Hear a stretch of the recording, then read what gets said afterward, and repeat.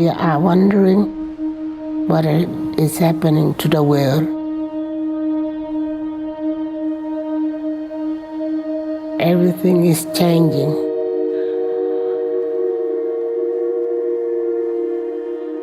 The very idea of human being some sort of natural concept is really going to change. Our bodies will be so high-tech, we won't be able to really distinguish between what's natural and what's artificial. Inside our own heads is the most complex arrangement of matter in the known universe. You might ask yourself, can we get to be superhumans?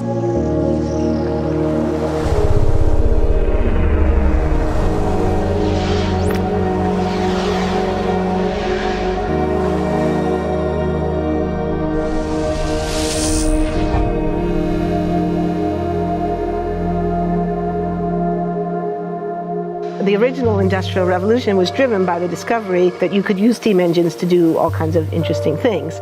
But that was followed by additional revolutions for electricity and computers and communications technology. We're now in the early stages of the fourth Industrial Revolution, which is bringing together digital, physical, and biological systems. One of the features of this fourth Industrial Revolution is that it doesn't change what we are doing, but it changes us. With the ability to visualize brain activity, for example, through a simple consumer-based EEG device, it gives us access to ourselves in ways that we've never before thought possible. It unlocks the black box that is the brain and enables us to really, truly be able to realize an identity that is aspirational. There's now a scientific foundation for the effects of mindfulness on the brain, on the genome, on biological aging. And when the human mind does know itself, then you get the potential for a new renaissance that restructures itself in terms of our relationship to life, our relationship to the planet, our relationship to work. We need a different economic model. And by that, I don't mean capitalism versus communism. What I'm talking about is a shift in the system along the lines of the two big changes that happened in the 20th century, Keynesianism, with a much greater focus on health and education and the role of government working with business, and then a reaction against that in late century to neoliberalism, where the focus was on free markets, freedom of the individual, and getting governments out of the way. We need a shift to a new system that will allow us to meet the basic needs of every human on the planet, that will live within planetary means, that will be fairer, and that will be focused as its key goal, not on growth per se, but on maximizing human well-being. And history tells us that a values shift is triggered by creation of a new story about how we want to live. I see the circular economy as something which fits very closely with mankind's goal to be innovative and creative and to always progress. We can use asset tracking, we can use IT, we can use 3D printing to enable this different economic model to recover materials, feed them back into the economy, and really to decouple growth from the resource constraints we have. The reason we live in cities is not different today than it was 10,000 years ago. Even if we have got networks connecting us, we still want to have places where we meet in person. So this means the place where we work and the place where we live are much closer to each other, a city where we don't need to have big supply chains in order to produce things, where many things can be sourced locally thanks to 3D printing and robotics. So if we're able to do something to transform cities, to make them more efficient, then the impact can be huge. Think about the prospect of getting rid of plastics. We must not only be inspired or informed by nature, but actually use natural organisms with which to design products and building parts. Only instead of varying material properties, we're varying biological functionality. Design is critical today because it's the first signal of human intention. So the question of adding quality to quantity, it isn't a matter of simply circulating things that are potentially toxic. It's circulating things that are safe and healthy for all generations. So the goal is no longer, I want to be less bad, less monotonous, less unsafe, less unjust. It's really about a diverse, safe, healthy, and just world with clean air, clean water, clean soil, clean energy.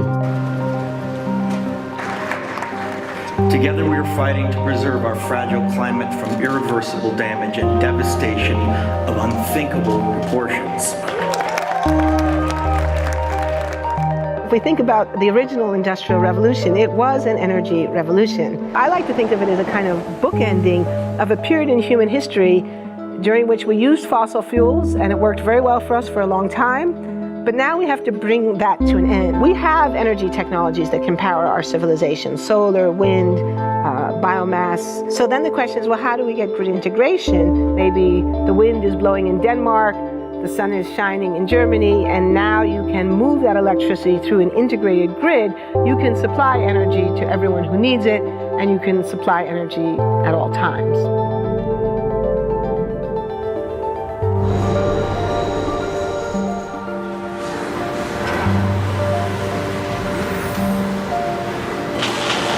Walking around, you do see different stuff as far as like the body marriage line.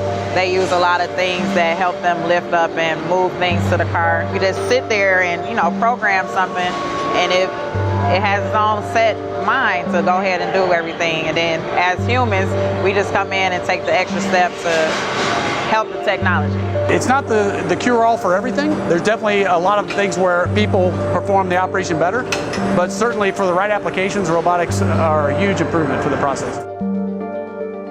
The projection of 5 million jobs lost by 2020 to technology is serious, but it's not the main question. Construction, manufacturing, services, public health and education, these industries will still exist. The main question is, what will be the future of work? How will we define work? How will we share the wealth? From the viewpoint of the labor or jobs, now we really need new education or new training. We're working with a World in Motion and First Robotics, trying to encourage students from third grade all the way up through the end of high school. We had students make sailboats, and then we had them race them, and so they could see how quickly they could move. And they immediately went back and started to say, oh, I saw what happened, I'm going to go change this or that. And that was third graders. I just given a prize to a kid of 18 years old that has discovered something really very, very unique. Came up with how to get better productivity and better yields for seeds of corn. And so he basically came with the idea that if you would perforate these seeds, you would get more food. And you think about it and say, but he didn't go to university. So how does he get all that knowledge? And he told me, I've been watching YouTube since the age of 12, and I'm so interested that I've seen everything about it. I've read everything about it.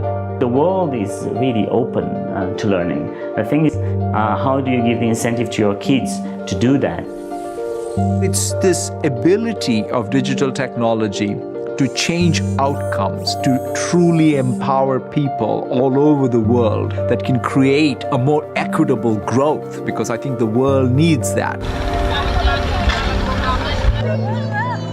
Fourth industrial revolution has the potential to make inequalities visible and to make them less acceptable in the future, and hopefully to gather and garner political support to take the necessary decision to reduce the gap.